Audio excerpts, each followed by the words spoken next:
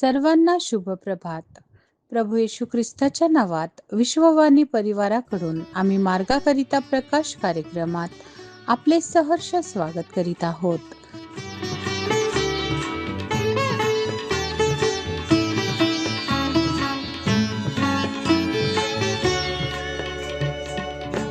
अशीच राहीन उभी तुझ्या दारी, खाली थोडी तरी भीक माझ. अशीच राहीन उभी तुझ्या दारी, खाली थोडी तरी भीक माझ. अशीच राहीन उभी तुझ्या दारी.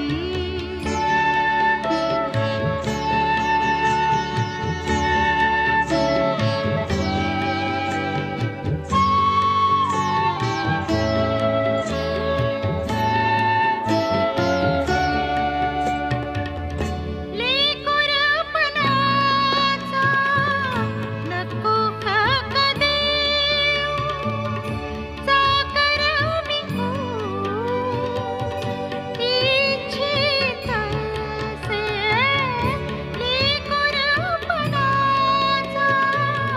नको का देऊ, चाकर मी होऊ इच्छित असे. तुझ्या अनुग्रही आणीन धरेस, स्वर्गरूप खास आस माझी. अशीच राहीन उभी तुझ्या दारी.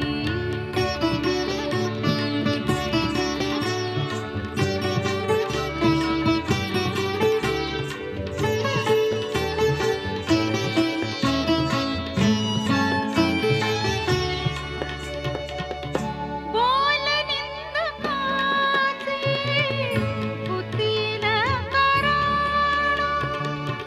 सुमार्गात पून चोखाळा. आजच्या मननासाठी देवाचे वचन इब्री लोकास पत्र अध्याय 4 12-16 ही वचने. इब्री लोकास पत्र अध्याय 4 12-16 ही वचने. कारण देवाचे वचन सजीव, सक्रिय, कोणत्याही दुधारी तलवारीपेक्षा तीक्ष्ण असून जीव व आत्मा, सांधे व मज्जा यांना भेदून आरपार जाणारे आणि मनातील विचार व हेतू यांचे परीक्षक असे आहे.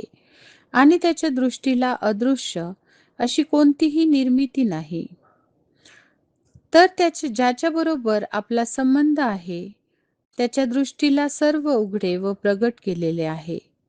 तर मग आकाशातून पार गेलेला देवाचा पुत्र येशू हा थोर प्रमुख याजक आपल्याला आहे. म्हणून आपण जो पत्कर केला आहे तो दृढ धरून राहू. कारण आपल्या सर्वांच्या दुर्बलतेविषयी ज्याला सहानुभूती वाटत नाही असा आपला प्रमुख याजक नाही, तर तो सर्व प्रकारे आपल्याप्रमाणे पारखलेला होता तरी निष्पाप राहिला. तर मग आपल्यावर दया व्हावी आणि ऐनवेळी सहाय्यासाठी कृपा मिळावी, म्हणून आपण धैर्याने कृपेच्या राजासनाजवळ जाऊ. देवबाप या वचनांद्वारे आपला आजचा दिवस आशीर्वादित करो. सर्वांना प्रभू येशूच्या प्रिय आणि गोड नावात सलाम. जो शास्त्र भाग आपण या ठिकाणी वाचलेला आहे इब्री 4 12-16 या वचनापर्यंत. प्रियांनो, देवाचं वचन जे आहे सजीव, सक्रिय, कोणत्याही दुधारी तलवारीपेक्षा कसं आहे, तीक्ष्ण आहे. आणि म्हणून प्रियांनो, देवाच्या वचनामध्ये सामर्थ्य आहे. यिर्मया 23:29 मध्ये परमेश्वर म्हणतो, माझं वचन जे आहे अग्नीसारखं खडकाला फोडून तुकडे तुकडे करणाऱ्या हातोड्यासारखं आहे. आणि म्हणून देवाच्या वचनाच्या द्वारे अद्भुत अशा गोष्टी आजही जो त्याच्यावरती आणि त्याच्या वचनावरती विश्वास ठेवतो त्याच्या जीवनामध्ये घडून येतात. कारण प्रभू येशू ख्रिस्ताची ज्यावेळेस परीक्षा घेण्यात आली, 40 दिवस 40 रात्र अरण्यामध्ये ज्यावेळेस त्यांनी उपवास केला, परीक्षक त्याच्या जवळ आला. प्रियांनो, त्याने फक्त वचनाच्या द्वारे त्या परीक्षेवरती काय केलेलं आहे? विजय मिळवलेला आहे. तशा प्रकारे जर तुम्हाला आणि मला विजय मिळवायचा असेल, अद्भुत गोष्टी घडून आणायच्या असेल, तर देवाचं वचन जे आहे ते आपल्या जीवनामध्ये घेणं, स्वीकारणं हे खूप महत्वाचं आहे. कारण यशया 55:11 मध्ये देवाचं वचन सांगतं की ते कार्य केल्या वाचून परत येत नाही. आणि म्हणून आपण त्याच्या वचनाचं चिंतन मनन करणं आणि वचनामध्ये वाढणं हेच खूप महत्वाचं आहे. कारण वचन म्हणजे देवाच्या मुखातून आलेला शब्द आहे. पुढे असं म्हटलेलं आहे, त्याच्या दृष्टीपासून आपण काही लपू शकत नाही. होय प्रियांनो, म्हणून आपण आपल्या जीवन यात्रेत त्याला भिवून वागावं व चालावं हे आज आपल्यासाठी खूप महत्वाचं आणि अगत्याचं आहे. कारण देवाचं वचन सांगतं की परमेश्वराचे नेत्र नीतिमानाकडे लागलेले असतात आणि ते त्यांच्याकडे पाहत असतात. देवाचं लक्ष त्याच्या लोकांकडे आहे, त्याच्या लेकरांकडे आहे. आणि म्हणून आपलं जीवन त्याच्या समोर असणं हे खूप अत्यंत महत्वाचं आणि अगत्याचं देखील आहे.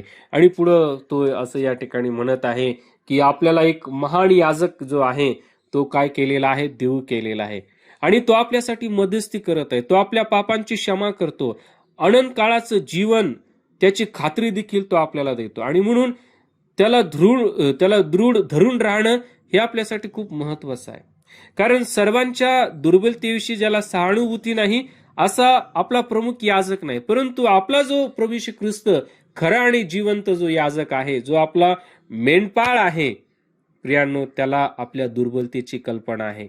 आणि म्हणून तो आपली परिस्थिती जाणतो व त्याच्यातून तो आपल्याला बाहेर काढतो. स्वतः तो मत्ती 11:28 मध्ये म्हणतो की अहो कष्टी व भाराक्रांत जन हो, तुम्ही सर्वजण मजकडे या, म्हणजे मी तुम्हाला विसावा देईल.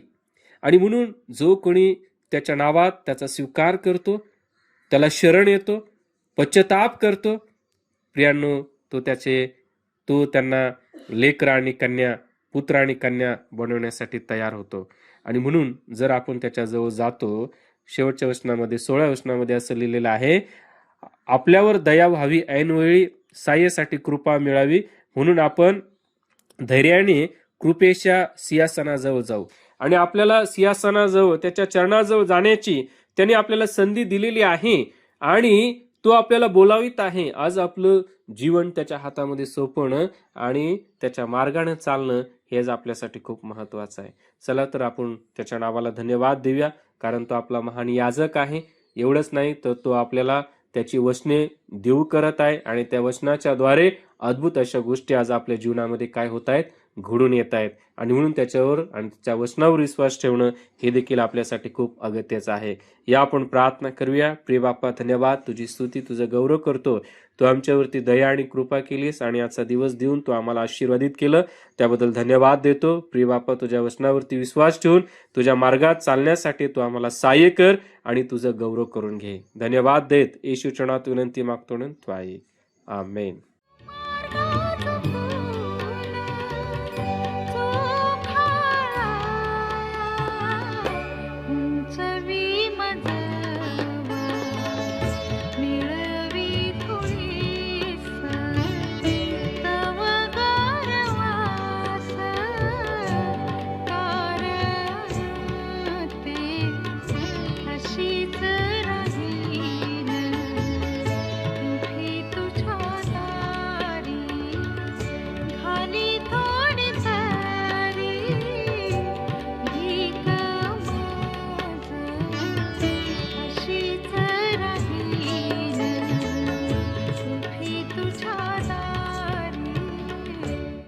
आणि तुम्ही विश्वास धरून प्रार्थनेत जे काही मागाल ते सर्व तुम्हास मिळेल. आपल्या प्रार्थना विनंत्या कोणत्याही वेळेस विश्ववाणी प्रार्थना केंद्राला टोल फ्री नंबरद्वारे कळवू शकता.